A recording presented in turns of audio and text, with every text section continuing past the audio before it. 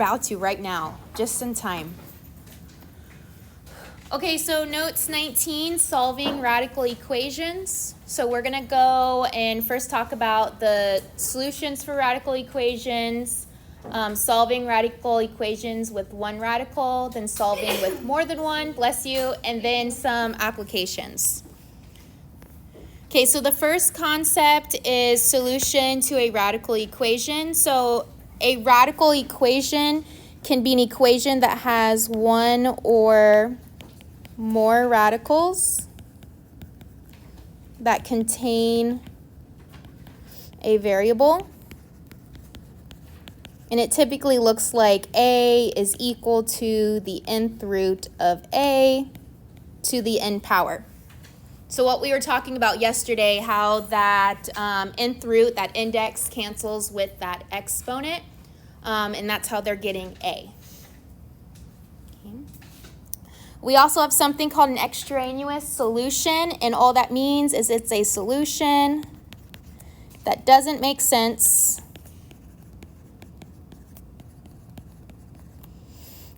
once you plug it back in.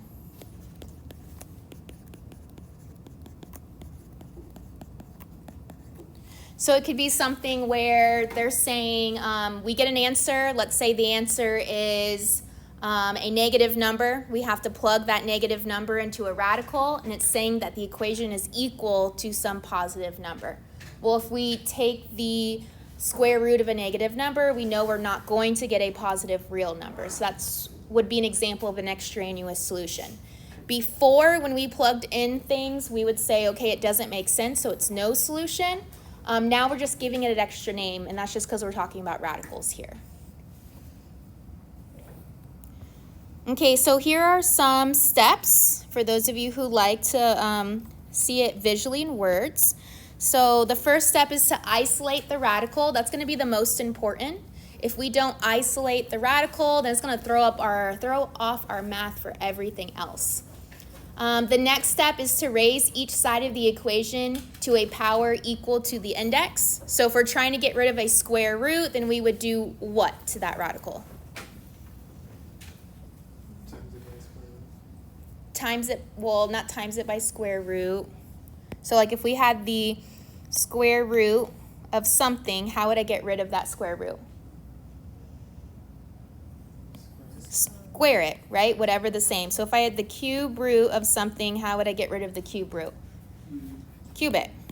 Okay, whatever this number is telling us what our exponent is. Okay. Then it says to solve the resulting equation, and then check for potential solutions in the original equation. So here, this one says you may have to repeat steps 1 and 2, and that's if we have more than one radical in the equation.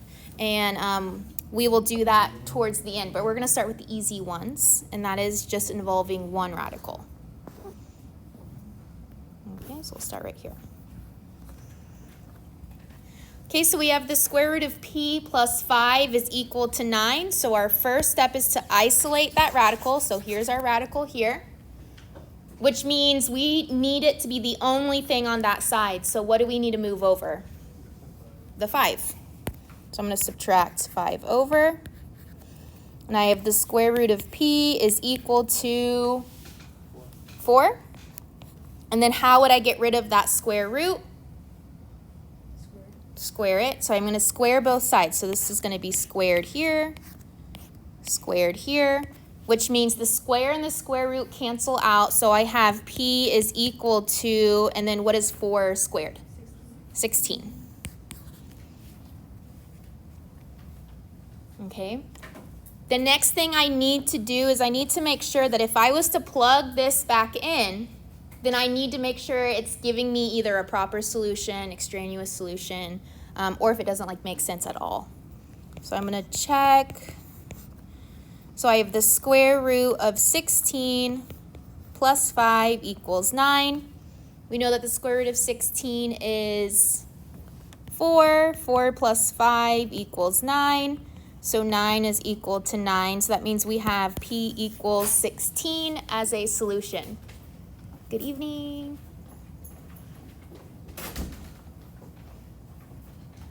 Okay. Any questions on that first example? Okay.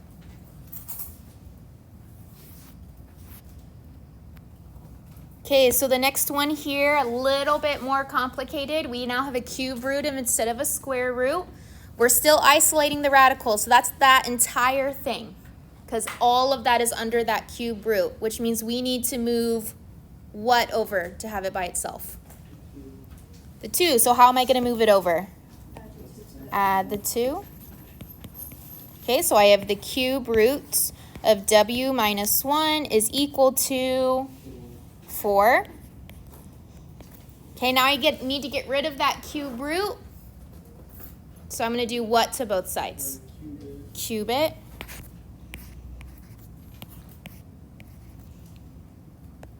Okay, so when I cube it, the cube root goes away. I'm left with w minus 1. And then if someone could do that on the calculator for me. 64, thank you. Okay, so 4 cubes. Remember on your calculators, you'll do 4 times 4 times 4. And then add 1 to the other side. We get w is equal 65. Okay. Then I should go back and do what? Plug it back in. Plug it back in and check it. Okay, this also helps to see if you're doing your math correct. Okay, because ideally if we plug it back in, we're going to get the same solution, and their solution is 2. So we have the cube root of 65 minus 1 minus 2 equals 2. Okay, so I would simplify that. 65 minus 1 is 64. And then for cube root, it's what number can we multiply by itself 3 times to get 64. And you guys already calculated over here that gives us 4. So I'm going to write step by step. Okay, so then cube root of 64 is 4. So 4 minus 2 equals 2. Good evening. And so I have 2 equals 2, which means w equals 65 is a solution.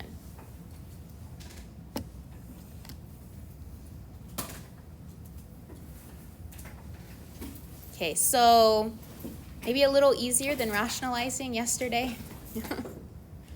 So the answer for these is going to be w equals 65 and The w equals 65. What I wrote off to the side in purple is just us checking our work. Because if we end up getting something, let's say like 5 is equal to 2, then that's the extraneous solution. It doesn't make sense when we plug it back in. Yeah, it's whatever this is going to be. I mean, whatever our variable is. Okay.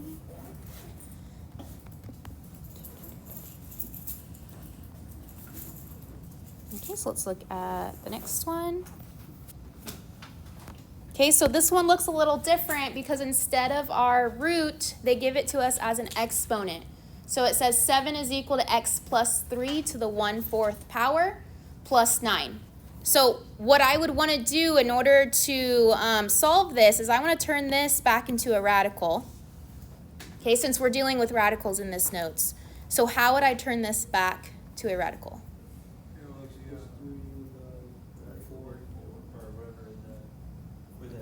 I forgot the The 4 4 goes goes like in the positions, like 4 square roots of this. So 4th root, and then what would we do with this one? you don't have to put it, but it'll be the exponent. It'd be the exponent. Good. So I would rewrite this as the 4th root of x plus 3. And technically that 1 is right here. Right? Or it could be inside. It could be right here. But we don't have to write that because that doesn't change our problem. So it's just the 4th root of x plus 3. And I'm going to bring everything else down. Good evening. Okay, so my goal is still the same, to get my radical by itself. So what am I moving over? The 9, right? Am I adding 9, subtracting 9? Subtracting 9. Okay, so I have 7 minus 9, that gives me negative 2, is equal to the 4th root of x plus 3. Okay, so Before we continue solving this, this should set off some indicator that this is not going to give us a true answer. Why is that? This is negative. And what about it being negative? There's not a negative on the other side? Not a negative on their side. It has something to do with the root. So negative is a positive of the square root You're or whatever. not that it's not prime. You're close. Not that it's because it's positive. Is it restricted? Is it because No. you can't get 4 out of 2? Keep going. You guys are getting closer. It has to do with even and odd. Because the 4 is even. Because 4 is even, so if we have an even root, can we have it equal to a negative answer? Isn't that just what I just said? Maybe, did I mishear you? Most likely, yeah. Probably. I thought you meant positive, like this is positive. But this is even. Right? That'd be the main difference. Okay, so continuing this, we already know something is going to be wrong here, but continuing this, how would I get rid of the 4th root?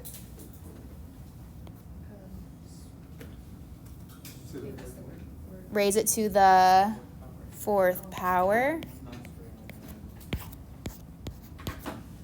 Okay, so when I do that, I have negative 4 squared, or sorry, to the 4th power, negative 2 to the 4th power. I mixed them up, which means I do negative 2 times negative 2 times negative 2 times negative 2.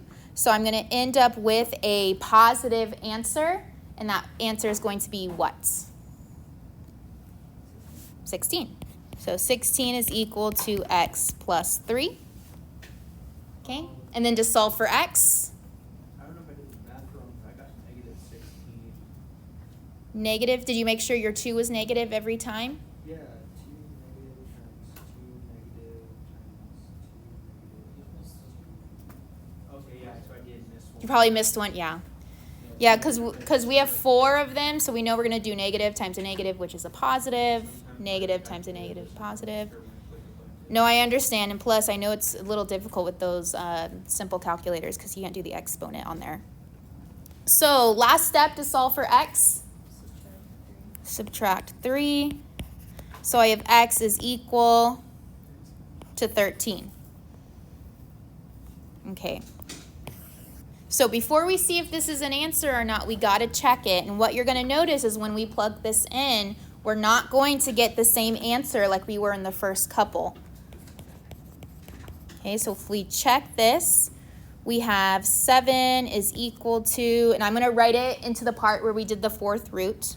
So the 4th root of 13 plus 3 plus 9. So this is 7 is equal to the 4th root of 16 plus 9. And we know the 4th root is going to be, the 4th root of 16 is going to be what number? Negative 2. Positive 2, right? Positive 2. So that's like 2 times 2 times 2 times 2. So this is 7 is equal to 2 plus 9. And what is 2 plus 9? 11. So this is 7 is equal to 11. True or false? False. Okay, so 7 is not equal to 11. So what does that mean about x equals 13? Is an extraneous solution, which means it's a solution that doesn't make sense when we plug it back in. So do we really have an answer for this problem? No, so what are we going to write? No solution.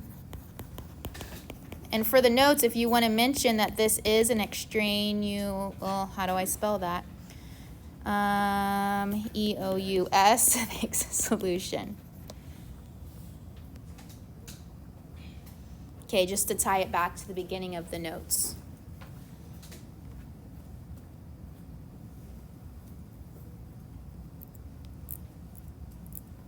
Okay, any questions so far?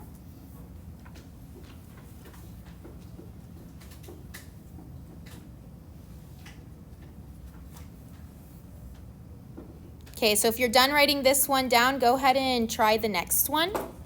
I'll give you guys about 2 minutes to do that, and then we'll go over it.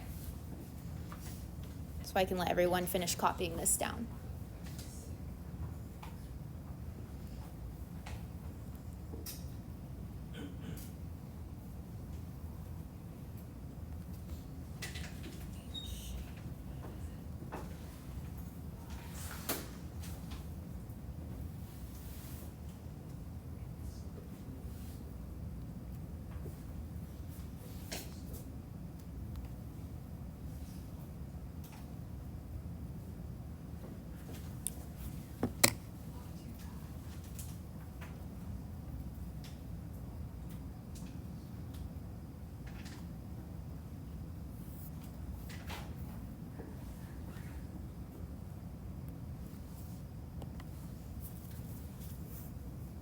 Okay, about 1 more minute. Just this one's gonna be a few extra steps here.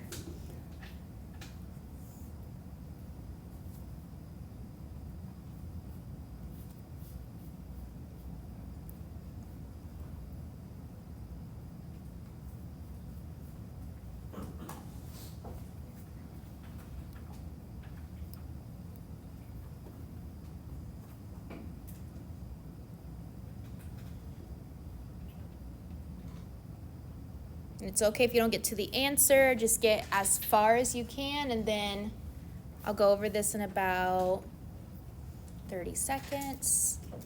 Then you can compare what you have so far to what I got up here.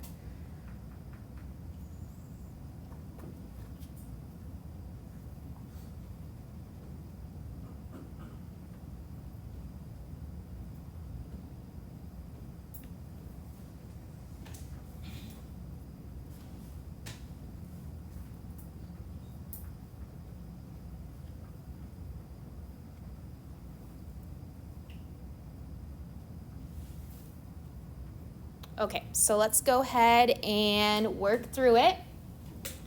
So the first thing I want you guys to identify is what is the radical here? What are we isolating?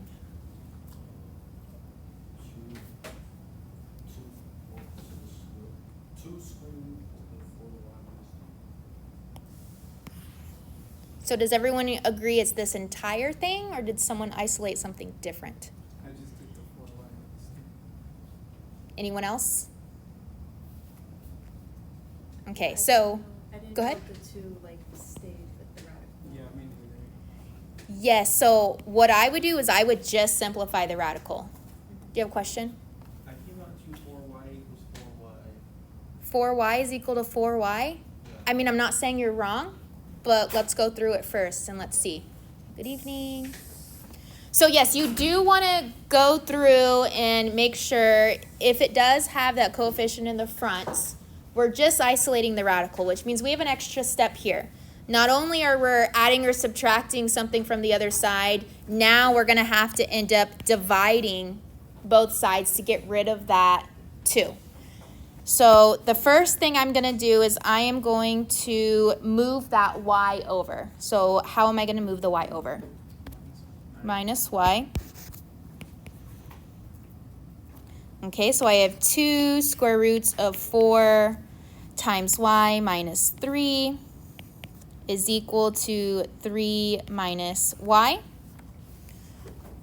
Okay, so there's multiple ways you could do this. You could say, okay, if I divide by that 2, I'm going to end up with some fractions. Okay, some people don't like to deal with those fractions. So if let me show you both. If we were to divide by 2, right, we would have 3 halves minus 1 half y, which we would then have to do what to get rid of that square root? Square it. So then we're dealing with the fractions that way. If you don't want to deal with the fractions just yet, what we could do instead is we could square this entire thing. The only thing is if we square this entire thing, we have to remember that not only are we squaring to get rid of this radical, we have to square this coefficient in the front. So how did you guys do it? And we'll try to do it the same process. Did anyone get further? You squared the whole thing? Is that what you did, Dakota? Square the whole thing? I just minus the y plus 2 itself. I was thinking. Oh, I of see. that Both too. sides. Yeah, I just minus the 2 and added the 2. Oh, you guys subtracted the 2 like this? The Yeah. white was- Yeah, I did minus y minus 2 both sides. I see. You moved this whole thing over. Okay, so we can't do this because this 2 is attached to the radical. Okay, and we can't just subtract this 2 because again it's attached to the radical. It's being multiplied. So let's go ahead and just square both sides and see where we end up. Okay. So again, squaring that left side, we get 2 squared, which is 4. And then the square root and the square cancel. So we're left with just that 4y minus 3. Notice I put it in parentheses because I want that 4 to be multiplied by everything, not just the 4y. Because it's not with it, it's on the outside, right? Correct, correct. And then this part over here is going to tell us to do what? Foil. And how do you know we're foiling? This square. The square is telling us to write it twice. Okay, so 3 minus y, 3 minus y. Okay, so once we're here, we can go ahead and distribute that 4 and then foil our right side. Okay.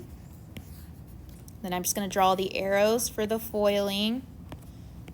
Make sure we're following the same arrows. Okay, so for the first part on the left side, we have 4 times 4y, which is 16y, and then 4 times negative 3, negative 12.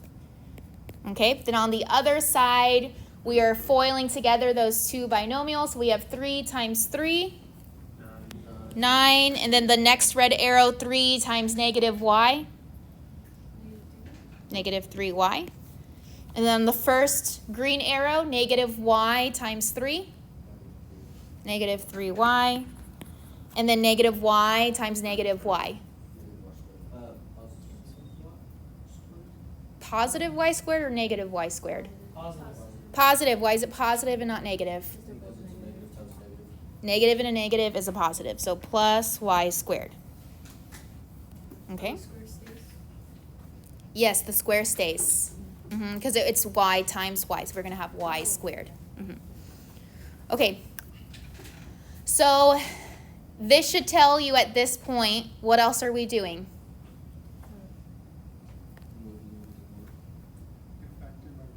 We're going to have to do factoring, right? And in order to factor, we need everything moved to one side and equal it to 0.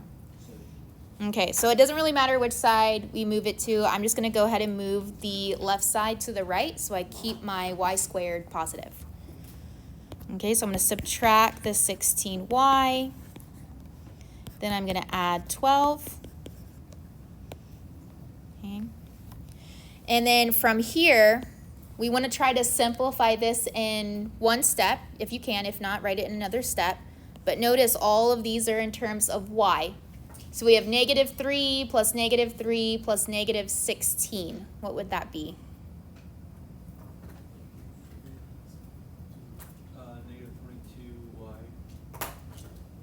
Negative 22y. Negative 22y, everyone agree? Oh, y cubed. No, you were right. Oh. Negative 22y. I'm just making sure everyone's on the same page. Just on your calculator, you do negative 3 plus negative 3 plus negative 16. And so we have this entire thing. I'll just write out the steps. 0 is equal to, yes, you're right. Y squared minus 22y. And then the last thing we have to combine is this part right here. So 9 plus 12. 21. Everyone agree? Okay, so plus 21.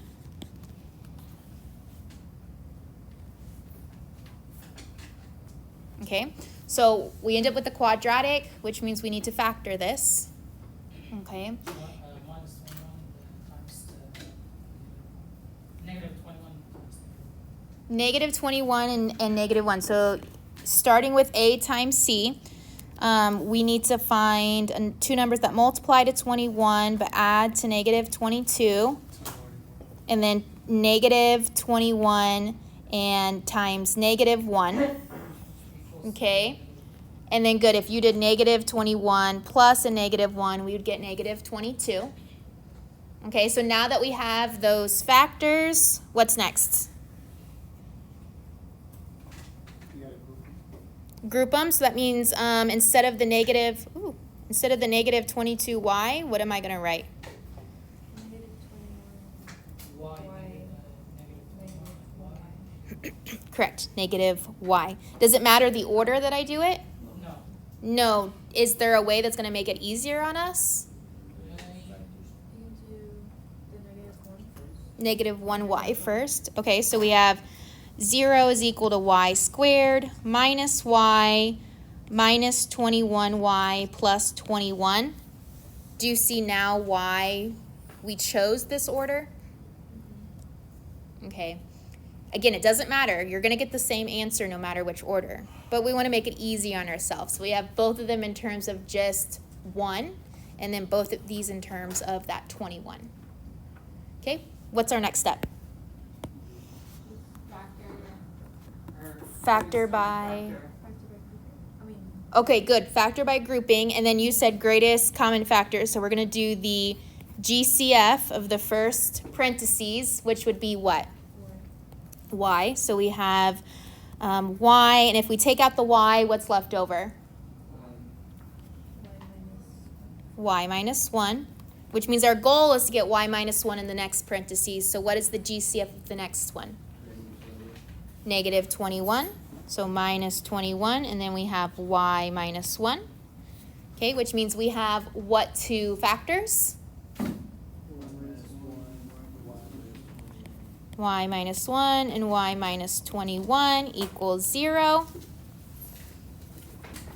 Okay, so in order to get our possible y values, what are we doing last for each of the factors?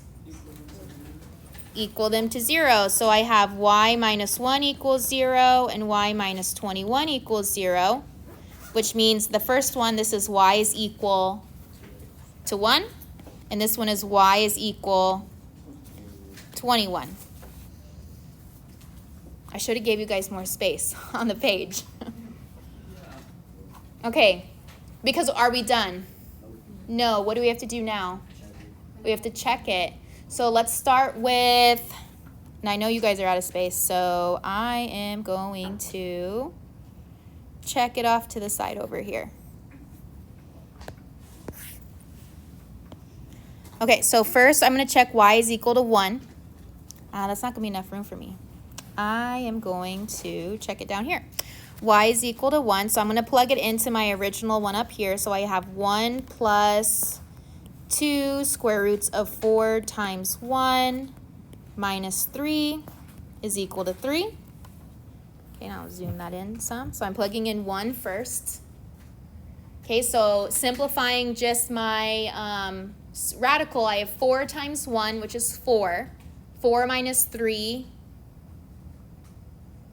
is 1. Square root of 1, 1. Okay, so now I'm here. 1 plus 2 times 1 equals 3. Is that going to be true or false? True. Okay, so I know so far, okay, y equals 1 is good.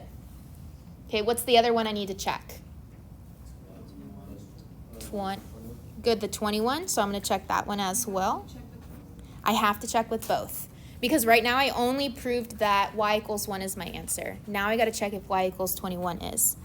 So then I have, I'll write it right down here. 21 plus 2 times the square root of 4 times 21 minus 3 is equal to 3. Okay, so you need your calculators for this, so help me out. 4 times 21. 84. Okay, so 84 minus 3. 81. Square root of 81? 9. Okay, so we have 21 plus 2 times 9 equals 3. Okay, what's 2 times 9? 18. 21 plus 18 equals 3? No. So this is false. So that means x equals 21 is not a solution. So I'm going to just cross this one out because this is what? What name did we give it in the beginning? Yep, that word. Yep, extraneous solution. So our only possible solution is that y equals 1. How did I get 9? Yeah. Because we did 4 times 21, which you guys said was 84. 84 minus 3 is 81. Square root of 81, 9. So we're trying to do some mental math here, just because I have no room, which means I know you don't have any room. So you repeat that last part real quick, so I can write it down. Yeah, do you want me just to write it? Yeah. let me write it. So 21 plus 2 times the square root of 84 minus 3. So it's 21 plus 2 times the square root of 81 equals 3. So it's 21 plus 2 times 9 equals 3, which we know is false because this is 21 plus 18, which is not equal to 3.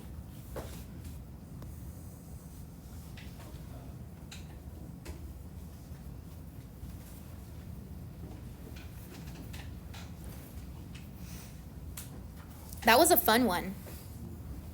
It took everything we learned pretty much so far and it put it into one problem. You guys should be feeling like super smart right now.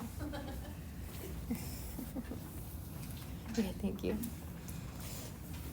Okay, so just to recap of what we did in this problem, we isolated our radical. In order to isolate it, since it had that coefficient of 2 in the front, when we squared it, we had to make sure to square that 2, okay? Once we did that, we ended up foiling here and distributing the 4 here. And then when we did that, we noticed we end up with y squared. So again, since we had that y squared, we knew it was going to be a quadratic that needed to be factored. Okay, so we simplified this to get it into a quadratic, did our AC method here, did factor by grouping, and got 2 possible answers. Okay. The first one we checked in the purple was that y equals 1. We got a true statement. The last one we checked at the bottom was y equals 21, and we got a false statement, which means this only has one answer. Okay. One mistake I saw when we were doing the factoring part, I think it was test 2, was if you end up getting one of the solutions that don't work, don't automatically say no solution. Okay, so this wouldn't be, this is a solution and then this is no solution. Okay, no solution would mean that none of them worked. And since one of them worked, right here, we know we have one solution, that is y equals 1. Okay, any questions?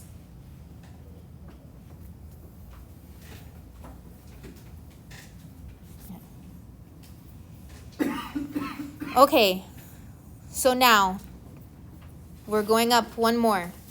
So instead of just one radical, now we could have 2, possibly 3 radicals. All that means is we are going to choose which radical we want to isolate, go through the whole process of getting rid of it, and then we'll choose the other one to isolate and get through the whole process of getting rid of it. So this is going to be multiple steps. Okay. This very first one is not bad though, because what do you notice here? They're both to the cube root, and they're both already what?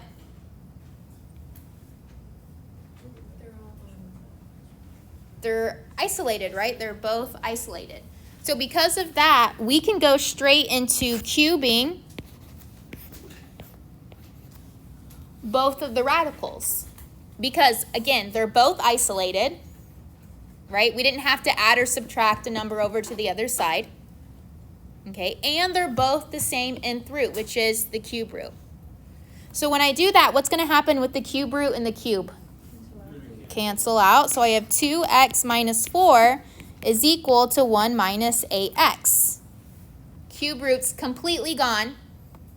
Now we're just left with some algebra, right, to solve for x.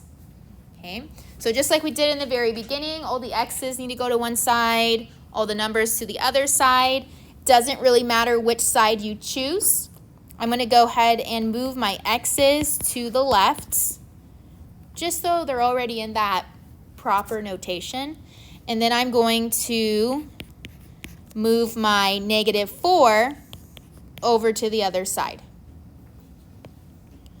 So I have 2x plus 8x, which is 10x. Good. These 4's cancel out because I added the 4 over to the other side. Okay. And then this is going to be 1 plus 4, 5. And then the 8x's are going to cancel out because I moved it over to the left. Then I'm going to divide both sides by, 5. so how do I know it's 10 and not 5? We want to get rid of the variable. Good, we want x by itself. So that's why we're getting rid of that 10 by dividing by 10. Okay, that just means our answer is going to be a fraction, 5 over 10, or what does that simplify to? 1/2. Okay, but before I say, yes, this is my answer, what do I do? Plug it back in. Plug it back in. Okay, so I have the cube root of 2 times 1/2 minus 4 is equal to the cube root of 1 minus 8 times 1/2. Let me zoom that in here so you guys can see. So I just went back to my original problem and I plugged in my possible answer, which is 1/2. And now I'm going to solve. So 2 times 1/2 is 1, right? What we're thinking is half of 2. Half of 2 is 1. So I have the cube root of 1 minus 4 is equal to the cube root of 1 minus, what's 8 times 1/2? 4. Okay, do I even have to continue solving? No, because I have here the cube root of -3 is equal to the cube root of -3, which is true. Okay, they're both exactly the same, which means I don't need to go back into my calculator and check that. It's going to be some negative decimal. That's going to be the answer. We don't need to find what that answer is as long as we got that true statement. So we know that x is equal to 1/2 is our answer.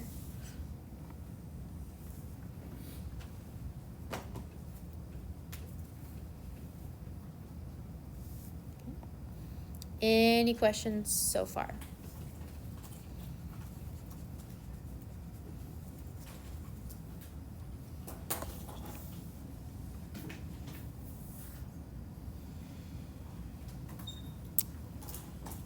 This one, I think, is a typo. I was gonna say, how do you know? Yeah, that should be an x. That should be 3x plus 1. Yes, that is, save that for college algebra. Because we want to try to get a numerical answer. So yeah, they both should be the same variable. So here, now you notice, okay, we don't just have a radical equal to another radical, okay? We now have two radicals being subtracted equal to a number. So our goal is to isolate whichever one we want to first. So the easiest thing to do is to take this negative square root of x minus 1, and I'm just going to add the entire thing over to the other side. So I have the square root of 3x plus 1 is equal to 2 plus the square root of x minus 1.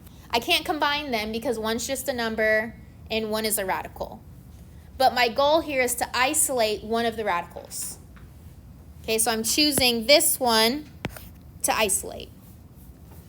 Now that it's isolated, I go through the same steps. Well, I know how to get rid of a square root, and that's by doing what to both sides?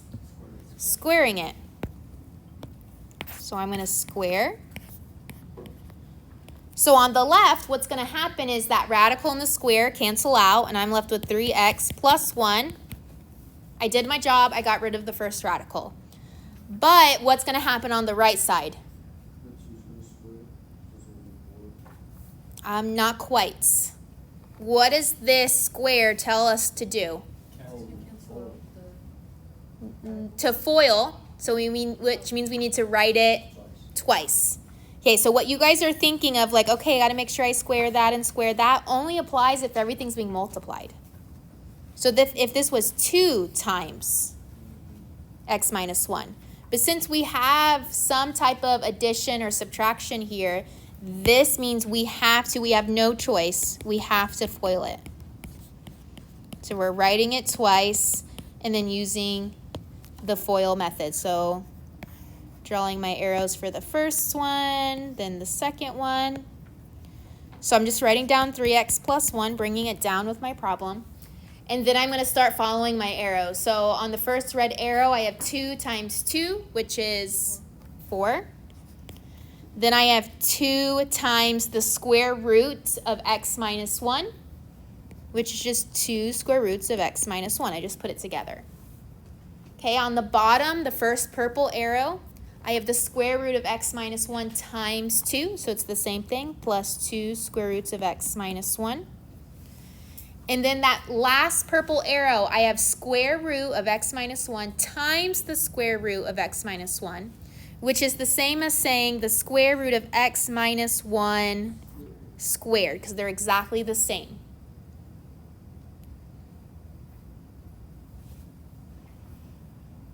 Okay, so from here, what I should try to be doing is I'm trying to isolate my new radicals. But in order to do that, I need to combine some like terms. So first, I know this is going to cancel my radical with my square. And then I also know that these are going to combine in the middle. And what is that going to turn into?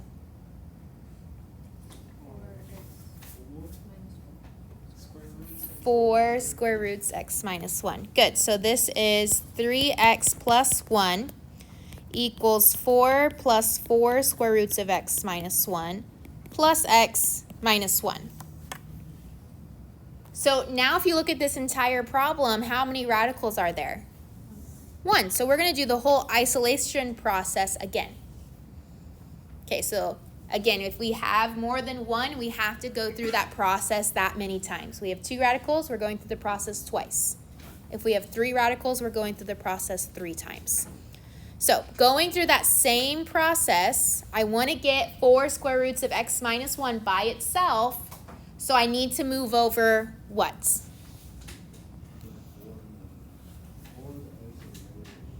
Good, so move over the 4, so subtracts 4, add the 1 over, and then do what with the x? Subtract. Okay, so I have 3x minus x, so that's 2x. And then I have 1 minus 4 plus 1. What is that going to be? Negative 2. And that is equal to 4 square roots of x minus 1. Okay, so again, we could go through this and we could say, well, technically I should divide everything by 4. But if I do that, are we going to end up with fractions? Yes. Do you want to deal with the fractions? No. Okay, you can, but I'm telling you, you don't have to. So what that means is, since my radical is isolated with this little coefficient there, I'm going to do what to both sides to get rid of it? Square it. So in this case, you need to make sure that you are giving the square also to that 4. So it'd be 16 times x minus 1. Correct.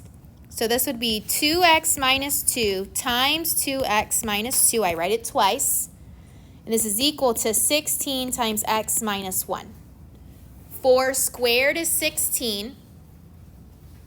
Square root of x minus 1 squared cancels the radical, but we're still left with that x minus 1. Okay, so once we get to this part, all the radicals are gone. So we're just going to try to solve for x.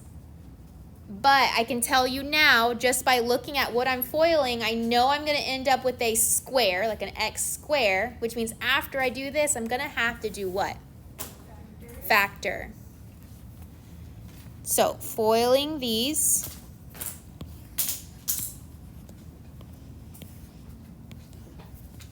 Okay. I have 2x times 2x. 4x squared, good. And then 2x times negative 2.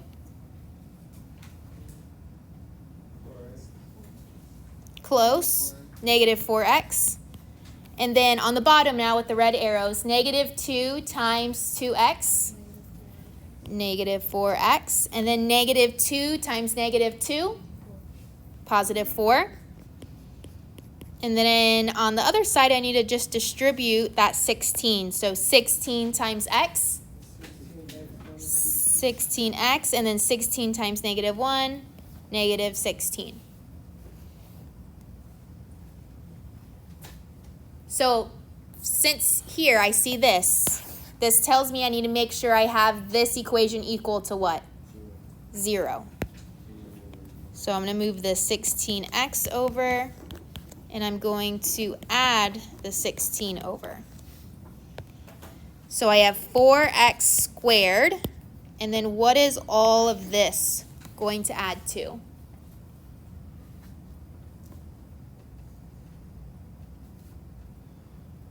Negative 20x. No, negative 24x.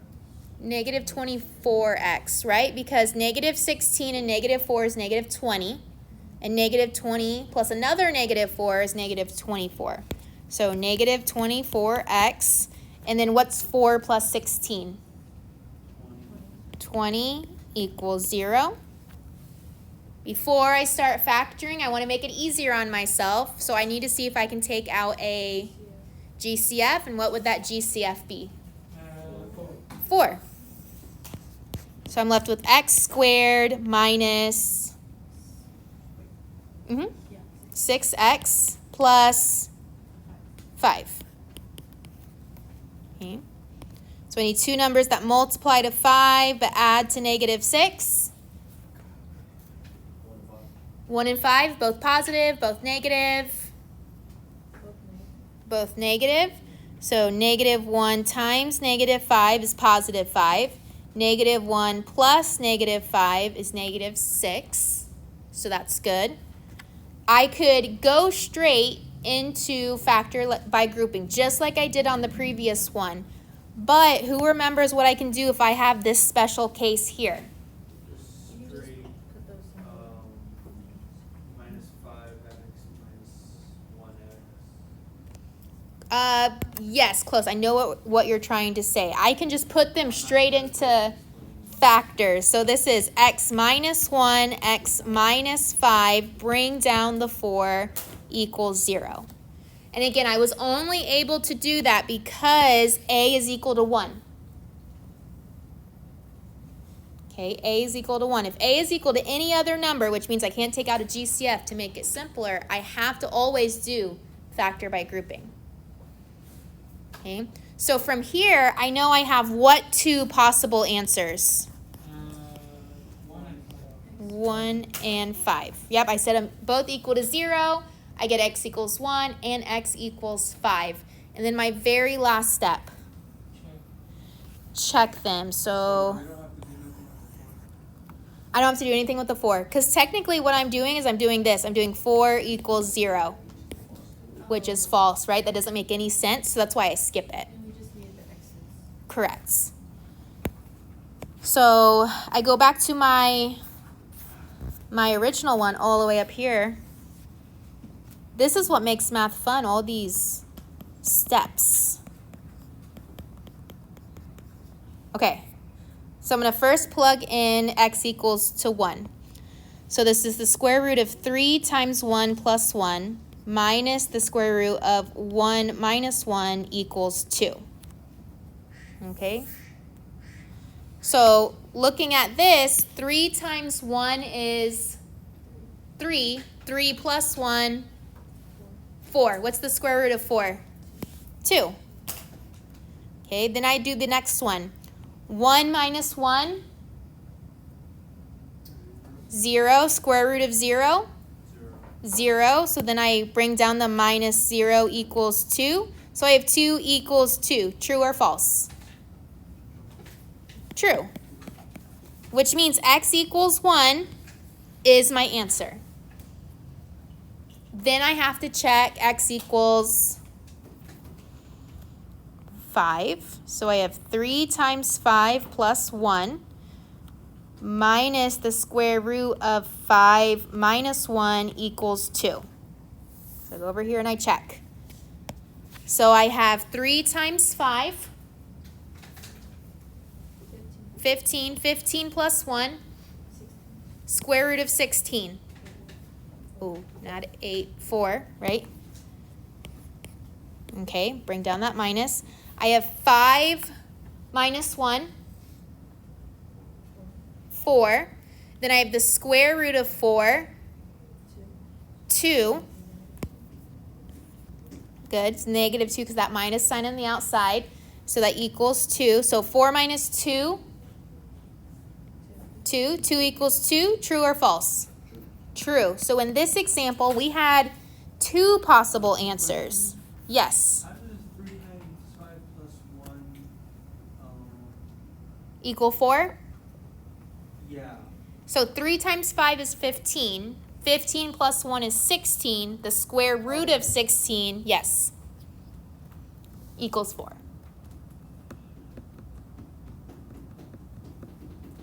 So again, here we have 2 answers, and that is 1 and 5.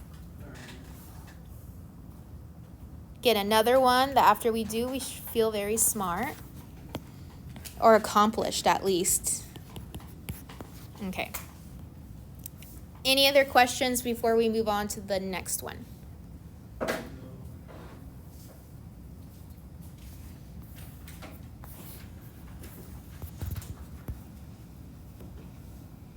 Okay, I'm gonna actually give you guys about 2 minutes to try to work through this one. That's not enough? 1 minute? No. 15 minutes. 2 minutes to start it, right? Not finish it. 2 minutes to start it.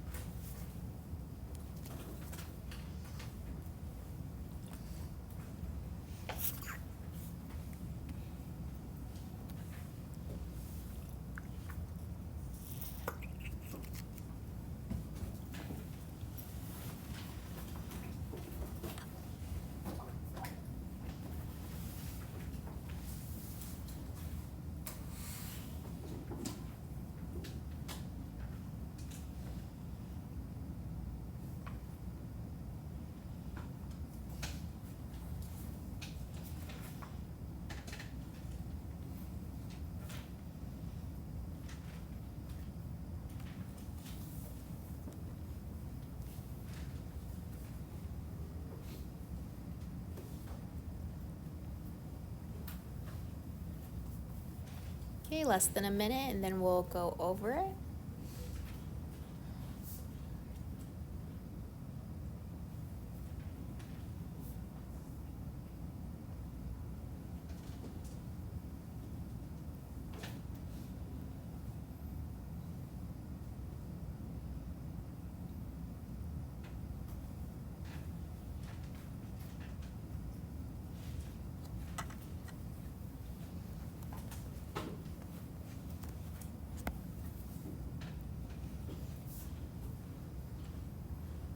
Okay, so looking at this problem, which radical did you decide to get rid of first? The one on the left or the one on the right? The one on the right, so this one? Okay, so good, you could choose either one, right? You could choose this one or you could choose the other one. Either way, we're gonna have to deal with both of them eventually. If I was solving it, I would have picked this one. Only because it's already isolated. Okay, that's just my thought process, but of course, we're gonna get the same answer no matter what, so we'll go ahead and isolate this one. So that means you guys got rid of the 1 by doing what?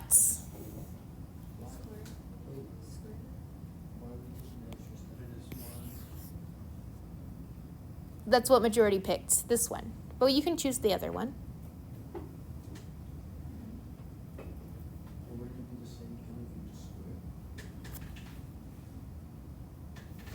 You're saying square this whole thing? Like, square root of 5 is less 4. I put it Yes. And if you decided to isolate this one first, that would be your step. But if we're choosing to isolate this one first, at the end of the day, it's not going to matter. We're going to get the same answer, right? So it doesn't matter which way you choose. But if we're choosing to isolate this one, we have to get rid of this 1. So how would we do that? Minus 1. So I have the square root of 5x plus 4 minus 1 is equal to the square root of 5x minus 3. Now we have this one isolated, so now I'm going to do what to both sides? Square it. What was the difference between last question where we squared it when we had, what was it? The 2? For this one right here? Or the very first one?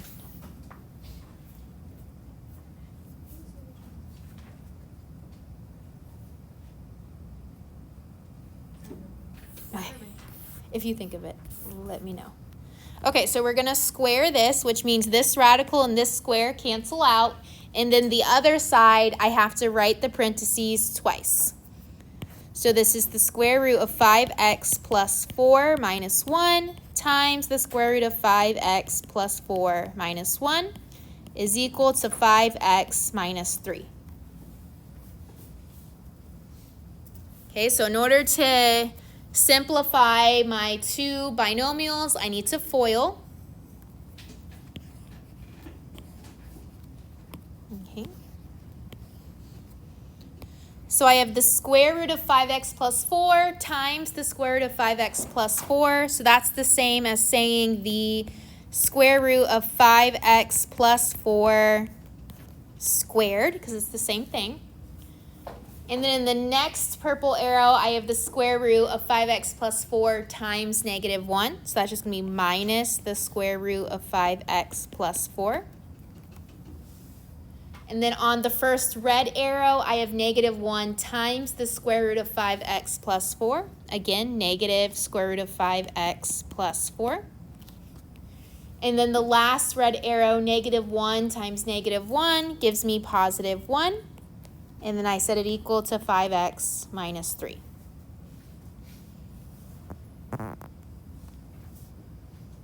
So from here, I know that my radical and my square cancel out.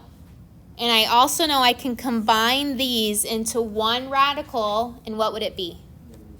Negative 2 square roots of 5x plus 4. Because both are negative, so technically it's a negative 1 in front of each. So this is 5x plus 4 minus 2 square roots of 5x plus 4 plus 1 equals 5x minus 3. So now what we did is we got rid of one of our radicals and we're left with one more radical. So we're going to do the whole process again, and now we are isolating this radical. Okay. So if I'm isolating this one, what would I move over to the other side? 5x is plus 1. Good, so I would subtract the 5x, which means it's now gone on both sides. I would subtract the 4 and then subtract the 1. So I have negative 2 square roots of 5x plus 4 is equal to negative what? Is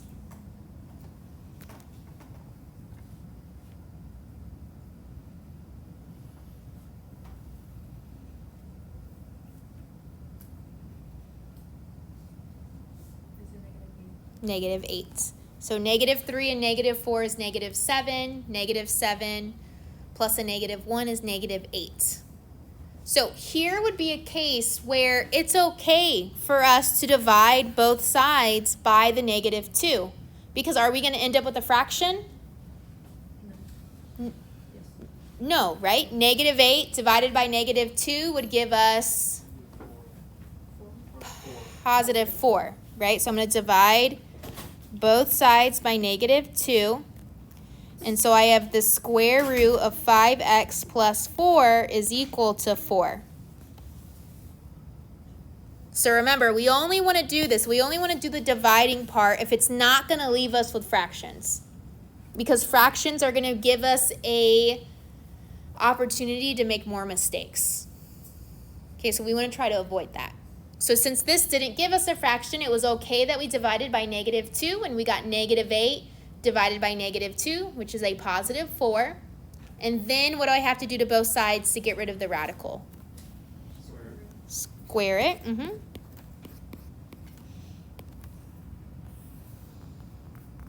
Where's my beginning? I'm going to move all the way up here. So this is 5x plus 4 is equal to 16. And now I only have x. I don't have anything in terms of x squared, so I know it's not something I need to factor. It's not quadratic. It's just going to be linear. So I just need to solve for x. So what is my first step? -16. Say it one more time. Moving the 16, -16. So if I move this over, then this gives us 0 on this side. And we only need that if it's quadratic. So if we have like an x squared. But this is only just an x. So we're just going to get x by itself. So -4. Move the 4 over, yes. So -4. So this gives us 5x is equal to 12, which means x is equal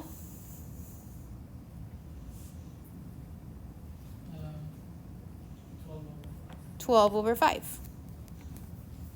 Okay, if you did this on the calculator, I'm sure it gives you a decimal. You could write that decimal as well, or we just leave it as a fraction. Okay, so in order to verify this is an answer, I need to go back and plug it in. So I have the square root of 5 times 12 over 5 plus 4 is equal to 1 plus the square root of 5 times 12 over 5 minus 3. So I plugged in our potential answer of 12/5 back into the problem, and now I'm going to see if I get a true statement. So what's nice about this fraction is, notice if I was to write this 5 over 1, could I simplify on the diagonal? Yes, right? If these were two fractions, like I turned 5 into 5 over 1, that diagonal could simplify by dividing both by 5, right? And if I did that, if I divided both by 5, what happens is that these cancel out. And so I'm only left with 12. So this is now the square root of 12 plus 4 is equal to 1 plus the square root. And then same thing happens over here. What am I going to be left with? On the other side, 12 minus 3. Because again, the 5s are going to cancel out. And so I am just left with 12 minus 3. And then I simplify from here. So 12 plus 4 is 16. So I have the square root of 16 is equal to 1 plus the square root of 9. Square root of 16 is 4 is equal to 1 plus the square root of 9. I almost said it, 3. So I have 4 is equal to 4, which is true or false? True. So that means our answer is going to be 12/5.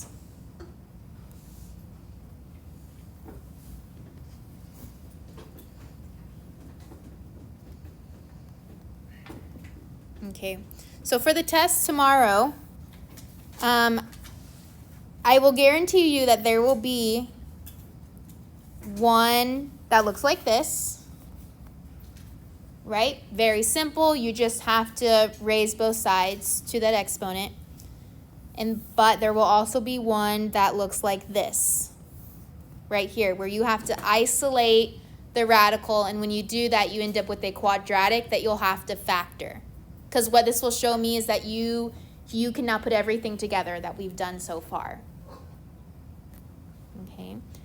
You will also be marked on whether you check your answer or not. So you need to make sure you're always checking your answer, or you will get points off.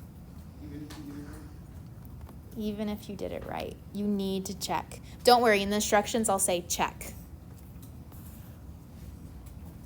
And that is only because if, let's say you check it and you end up like this. If you said your answer was y equals 1 and y equals 21, you are wrong anyway, because the answer was only y equals 1 once we checked. I probably will only put 1, maybe 2 of these because they are long. I'm not going to make a bunch of these on the test. The rest I'll focus on is the other radicals, which is the adding, subtracting, multiplying, and dividing. And you will have an application problem. So the last concept of these notes is, well, how can we apply this to applications, so real world problems? And this is how you would see them. So this question says, if the distance around the bottom of the pyramid is 921.6 meters and the height is 146.6 meters, what is the volume of the pyramid if the base is square? Use the following formula where B is the base, H is the height, and V is the volume. So the first thing I would do is I would go through this and I would make sure I label everything. So it says the distance around the bottom. So it's saying that this entire distance here around the bottom, this entire thing is the 921.6 meters, and the height is the 146.6 meters.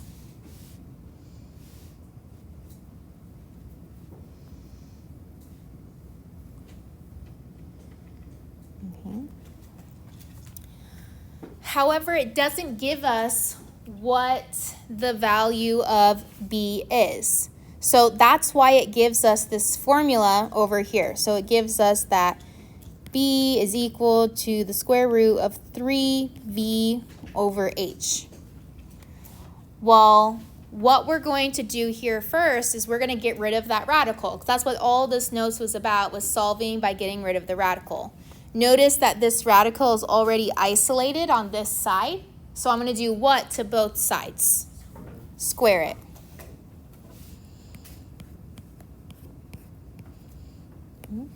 Which means I have B squared is equal to 3V over H.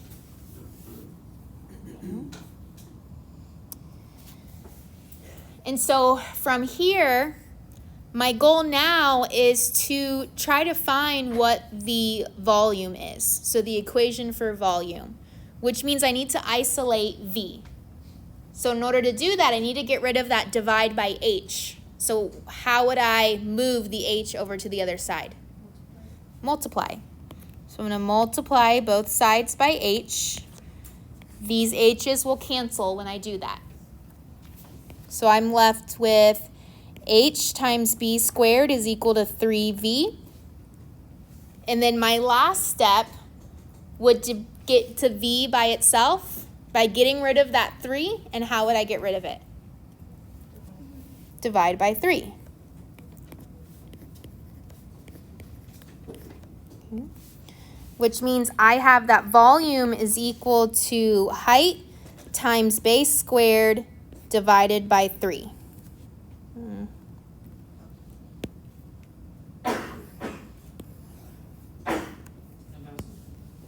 Okay, this is going to help us lead to the answer. Okay, so this is the first step, was to get this in terms of volume. Okay, the next step is to identify what B is, and they kind of give us what B is by telling us that if you were to add all the sides together, you would get this number. And we also know that the base is square. So we technically could take 921.6 and divide it by what number? 4. So I'm going to take 921.6 divided by 4. And you said it was what number? 230.4. Good, 230.4. So this is equal to B. Okay. Now that we know B, and we know H, we can plug in B and H into the formula for volume and get our answer. So volume is equal to H, which they said was 146.6, times B squared, so 230.4 squared, all over 3. Okay, so I use this formula here and plugs everything in to that formula to find V. So if you were typing this on your calculator, I would always follow PEMDAS, right? So you would do the parentheses first. You would do 230.4 squared, or 230.4 times 230.4. Then you would take whatever that number is and multiply it by 146.6. And then whatever answer you get after that, you divide it by 3. And what you end up is that volume is equal to 2,594,046 meters cubed, because we're talking about volume. Okay? And this would be your answer.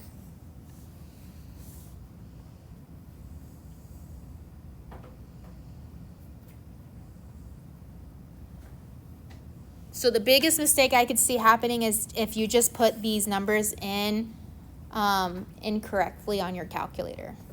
Just always remember that PEMDAS. Any questions on the first application?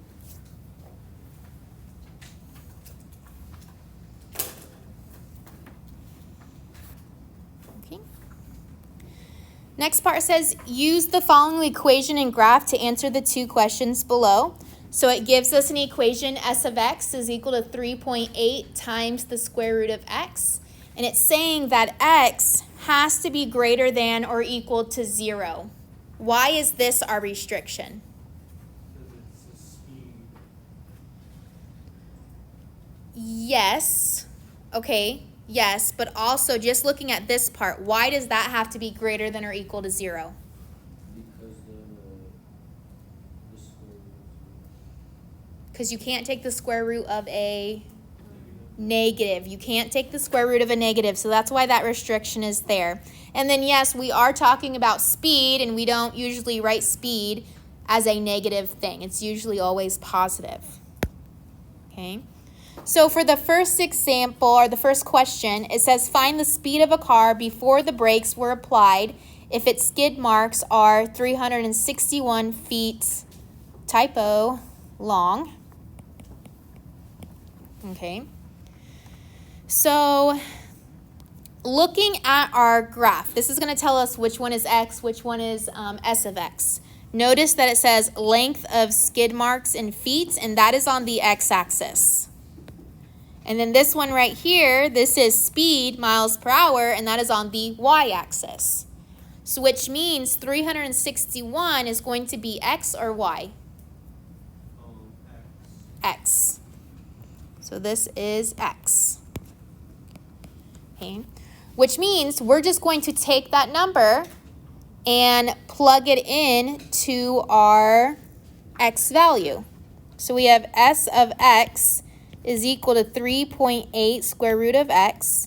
So now we're finding s of 361 is equal to 3.8 times the square root of 361. Okay. So you'll notice if you put this on your calculator, what is the square root of 361? It's going to give you a nice, pretty answer. Yes, 19. So this is 3.8 times 19.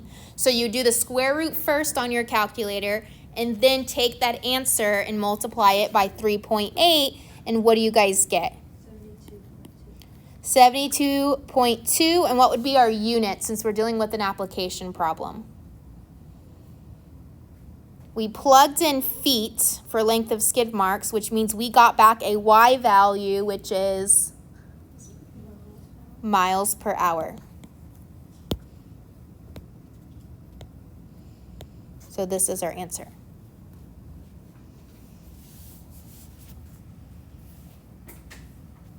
Notice a lot of these application problems with radicals just means we're plugging it in and taking the square root, the cube root, whatever it may be. Okay. So then the next question says, how long would you expect the skid marks to be if the car had been traveling the speed limit of 50 miles per hour? So this 50 miles per hour, is this our X or our Y?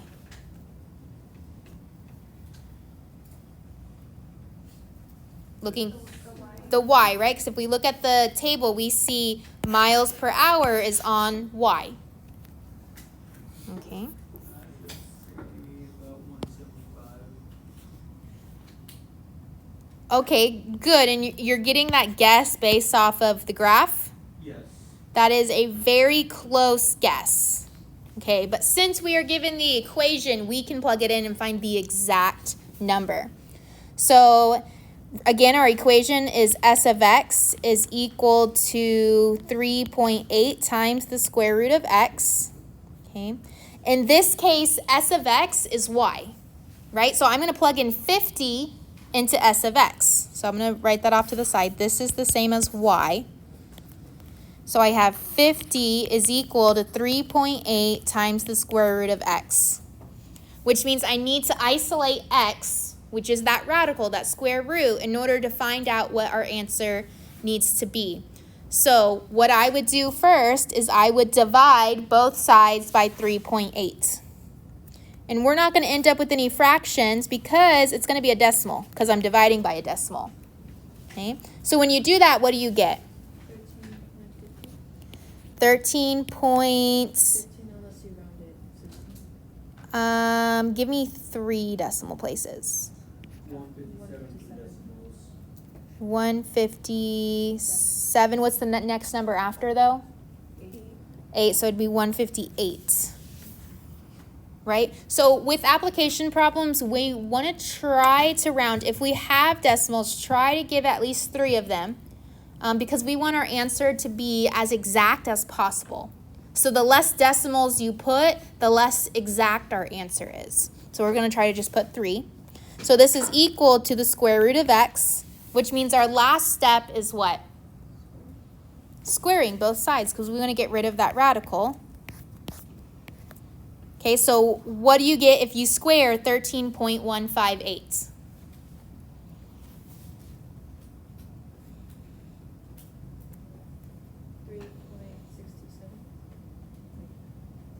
That doesn't... 173.13296.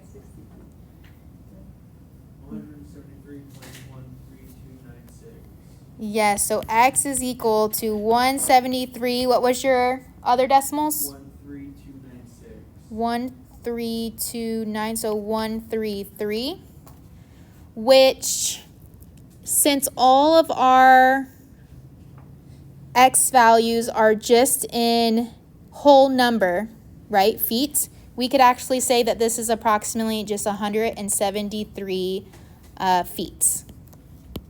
So that would be our answer. So you were very close on your guess just based off the graph. Okay, so what's important about these applications is we need to make sure we include the units. Okay, you need to include the units or you will get docked a point for not including the units.